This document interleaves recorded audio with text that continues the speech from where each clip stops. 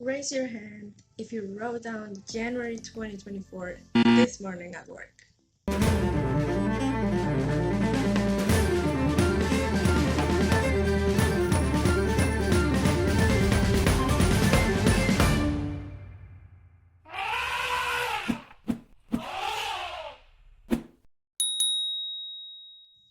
Hello, everybody.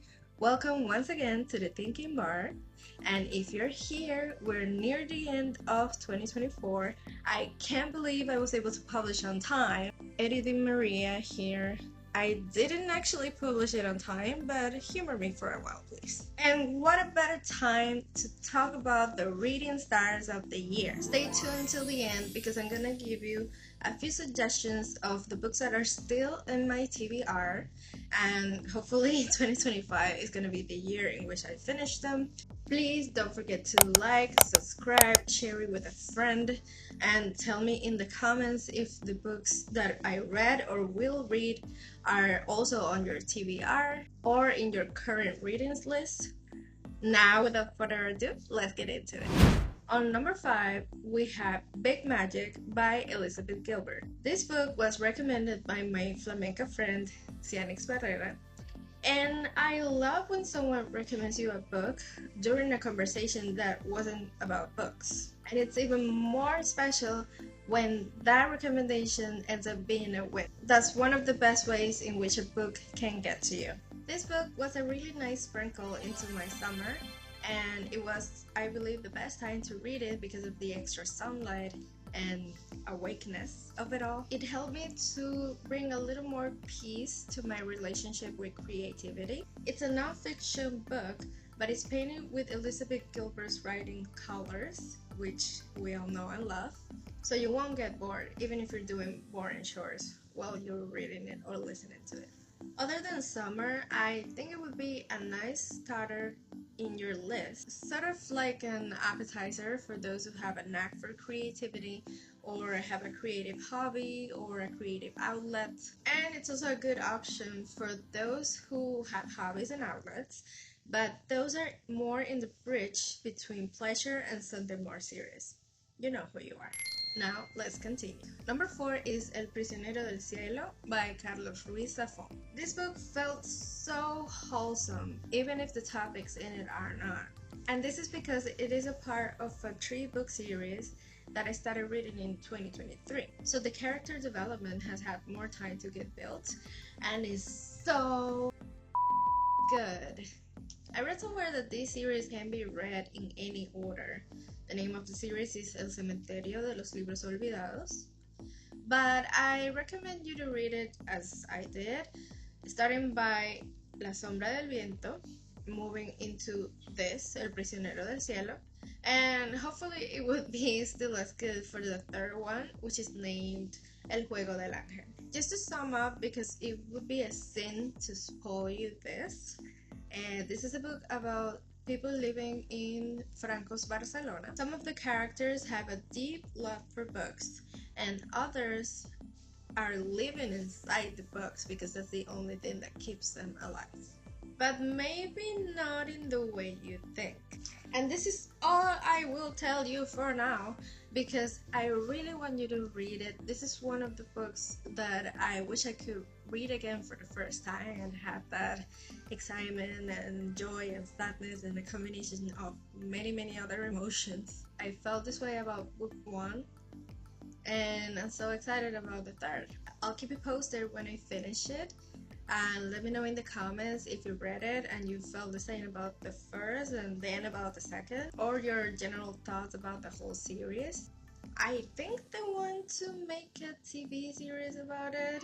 Maybe I'm wrong. Let me know if you know something about that. But if not, please, algorithm, tell Netflix that we need it. Moving on to number 3, we have 100 Years of Solitude by Gabriel Garcia Marquez. Now, hold my totally imaginary purse. Just want to clarify that I love Garcia Marquez, and it was in my goals for 2024 to read more of an author you love. And I have to say, this was a very good goal, and I want to keep it for 2025 with other of my favorite authors. But I still have to give it number 3 because it's not one of my favorite Garcia Marquez novels. There, I said it. Don't come for me, but I know you will. Condemn me to oblivion if you want. I mean, don't get me wrong, I love this book. I really liked it. And it has accompanied me for years because I didn't have the concentration to finish it in one sitting. It is certainly special because I finished it in the year that I turned 30, yes. But if someone would ask me which is my favorite Garcia Marquez novel, it would be El amor en los tiempos del cólera. Of course, this is my personal opinion, everybody's different, and I'm really glad this was the novel that made him the author he is, even if he's no longer with us. I don't know if you saw the whole debate about whether it was right or wrong to publish his posthumous novel, and I will read it, maybe in like 5 more years when I finish other books of his in my list, because I've learned that Gabo's books have to come to you. Just like everything else that's good in life, you cannot force it. Now let's move on to number 2. This was a happy surprise for me. It was Shogun. I got to know this book, of course, because of the Hulu series. And what a treat! Chef's kiss. Not always you can find a really good adaptation and an actually good book. It reminded me how much I love historical fiction, and in this case especially because it brought light to a time that is usually seen only through the Western lens, and the West was indeed involved, but it's not the center. I only read book 1 because God knows it's really long, but I started book 2 and it's so far so good. I don't know if I will finish book 2, but it was amazing to escape to this world. It is a world that perhaps existed only in the mind of the author, but I can tell you that if not the facts, the dynamics between the characters in similar circumstances are very likely to have happened at some point of that part of our history. I would recommend it if you don't know what to read after a short book that you just finished and you want to dig deeper into a foreign world that is not going to disappoint. Also, make sure that you have the luxury of getting distracted during the time of your reading, because trust me, she will distract you. And so we reached number 1, which is for this year, The Myth of Sisyphus. I'm so glad I finished this on December 31st, because this way I was able to add it to this list. Editing Maria here again. I knew this would make my top 5 after the first pages, but if I wouldn't have finished this, I would have included Sophie's World by Justine Garter as number 4, even though this was a reread and just because it's one of my happy places. So the current number 4, 3, and 2 would have stepped up, but I'm really glad Camus made the list. Now back to the video. This book by Albert Camus is a banger.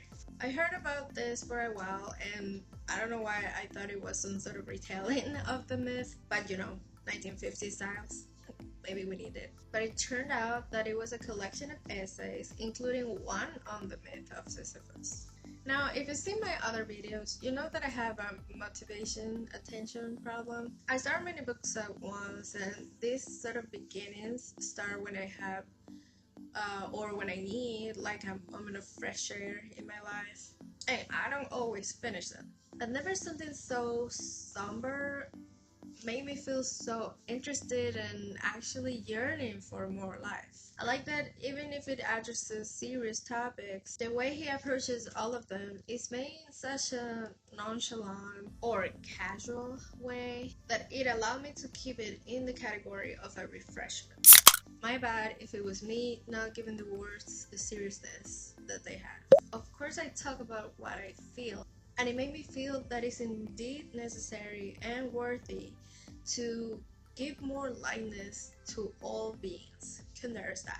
I am by no means a philosophy expert, so I'll let you read and let me know if you agree with this sort of sensation that I got, or at least let this book remind you of that intimate place inside you that is just there and it's absurd and you have to let it be. The first essays build up the foundation so you can understand where he's going to with the myth of Sisyphus, and then he finishes on a sort of palate cleansing note with the description of 2 places. Now, bear in mind that that description is made by a 1950s French gentleman, if we can call him that, but it finishes strong with a both ironic and reaffirming note. I recommend you to leave it, if not for the end of the year, maybe for the fall, because of the intrinsic, almost unexpected existentialism of the whole season. This book accompanied me on my holiday cooking. It was so much fun just to whip a cake and read about the absurd of being alive. It certainly put a metaphorical cherry on top to my 2024. And so we reached the end of the list. I'm gonna leave you here a list, maybe a recording or maybe screenshots of my Storygraph app with my current reads. Last year was so much fun, but also a bittersweet symphony, as we know that life is. I wish you all the best for 2025. I hope you have all the nervous system regulation that you need, that you prioritize it, and that you have many fun stories on the side. Don't forget to like, subscribe, share with a friend. Tell me about your favorite books of 2024 as well. If you share it, who knows, maybe that's the way those books were supposed to reach your friends. And I will see you, beautiful bookworm, in the next video.